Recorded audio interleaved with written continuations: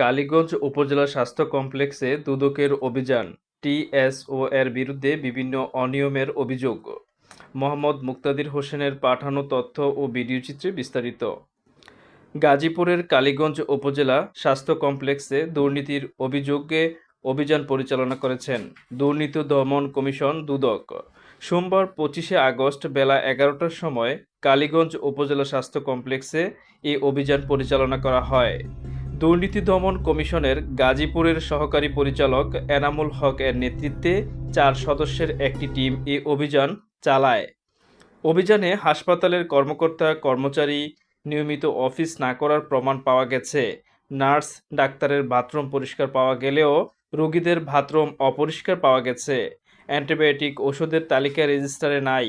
Office কর্মকর্তা কর্মচারীরা নিয়মিত হাসপাতালে আসেন না। এমন অভিযোগের ভিত্তিতে দুর্নীতি দমন কমিশন সকাল থেকেই ছদ্মবেশে কাজ করেছিলেন। পরে দুপুরে তারা অভিযান পরিচালনা করেন। বাজারে ওষুধ বিক্রি করা সহ নানা অনিয়ম চোখে পড়ে দুদকের।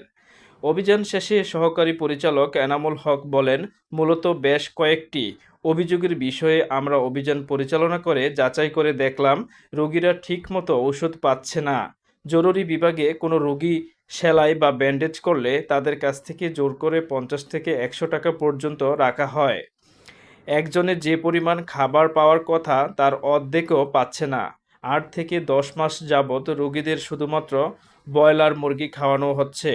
50 জন রোগীর জন্য প্রায় 10 কেজি পরিমাণ মাংস থাকার কথা, সেখানে আমরা পরিমাপ করে ঝোল সহ 4 কেজির মতো পেয়েছি। টেন্ডারের কাগজ দেখাতে চাইলে তারা দেখায়নি। অফিস হিসাবরক্ষক অফিসারের অনুপস্থিতির অজুহাত দেখিয়ে এসব কাগজ দেখাতে রাজি হননি। তিনি আরও বলেন, সরকারি ওষুধ না থাকার অজুহাত দেখিয়ে বাজার থেকে ওষুধ ক্রয় করতে বাধ্য করা হয়। এছাড়াও হাসপাতাল থেকে কর্মকর্তা কর্মচারী যখন বের হন তারা বায়োমেট্রিক ব্যবহার করেন না। এতে করে যে কয়টায় বের হয় তার কোনো হিসাব নাই। আমরা অনেক অনিয়মের প্রমাণ পেয়েছি। এই ধরনের অভিযান অব্যাহত থাকবে। দ্রুত তদন্ত প্রতিবেদন দেব। দুদকের অভিযানের সময় উপস্থিত ছিলেন উপজেলা স্বাস্থ্য ও পরিবার পরিকল্পনা কর্মকর্তা ডাক্তার রেজওয়ানা রশিদ, স্থানীয় গণমাধ্যম কর্মী প্রমুখ। স্থানীয় সাংবাদিকদের প্রশ্নের জবাবে উপজেলা স্বাস্থ্য ও পরিবার পরিকল্পনা কর্মকর্তা ডাক্তার রেজওয়ানা রশিদ তাই স্বীকার করেন।